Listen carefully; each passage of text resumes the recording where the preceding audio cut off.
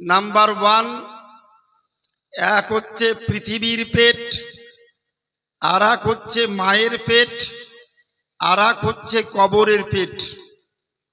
তিনটি পেটেই মানুষ জীবিত থাকে। মায়ের পেটেও সন্তান জীবিত থাকে।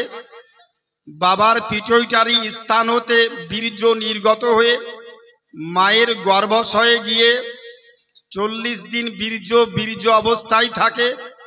40 দিন পর থেকে 80 দিন পর্যন্ত ওই বীর্যটা রক্তপিণ্ডে পরিণত হয়।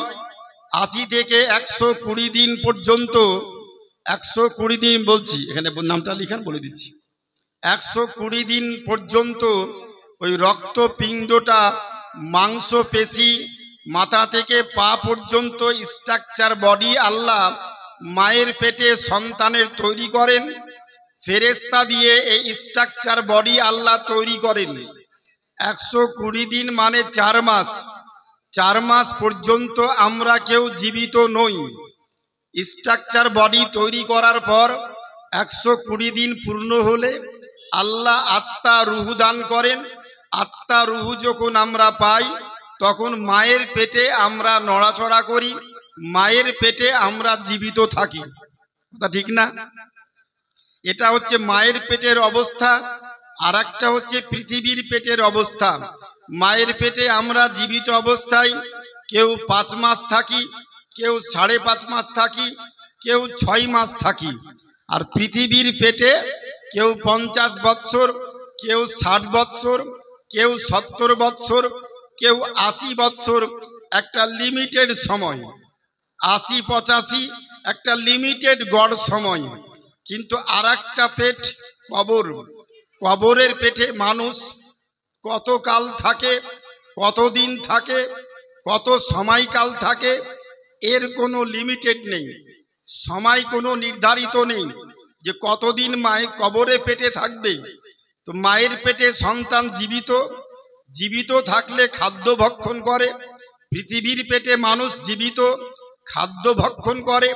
কবরে গিয়ে মানুষ জীবিত, যারা জীবিত তারাও খাদ্য ভক্ষণ করে। খাবার 3 পর্যায়ে খায়। মায়ের পেটে সন্তান খাবার খায় জান্নাতি খাবার। জান্নাতি খাবার খেলে মলমূত্রের প্রয়োজনটা হয় না। সন্তান ঢেকুর তুললে খাবার হজম হয়। কবরে গিয়ে জান্নাতি সন্তান, জান্নাতি বান্দা কবরে গিয়ে জান্নাতি খাদ্য ভক্ষণ করে। জান্নাতি ব্যক্তি জান্নাতে ইচ্ছা মতো খাদ্য গ্রহণ করবে। আল্লাহ বলবেন কুলু হাইসু শিতুম, তুমি যত পারো খাও, যা ইচ্ছা খাও। 8খানা জান্নাত, 7খানা জাহান্নাম। 8খানা জান্নাতে একটাও টয়লেট বাথরুম নাই। মায়ের পেটে সন্তান জীবিত, টয়লেট বাথরুম নাই। মায়ের পেটে সন্তান জীবিত, জান্নাতি খাদ্য ভক্ষণ করে, ঢেকুর তুললেই হজম। জান্নাতি ব্যক্তি জান্নাতে যাওয়ার পর পেট পূরণ করে, আত্মা শান্তি করে, মনে তৃপ্তি সহকারে জান্নাতি খাদ্য ভক্ষণ করবে। একবার ঢেকুর তুললে সব খাবার হজম হয়ে যাবে, মলমূত্রের প্রয়োজনটা নাই। পৃথিবীর পেটে থাকা অবস্থায় যেই খাদ্য আমরা ভক্ষণ করি এটা পৃথিবীর ভেজালযুক্ত খাবার। এই খাবার ভক্ষণ করলে মলমূত্রের প্রয়োজনটা হয়।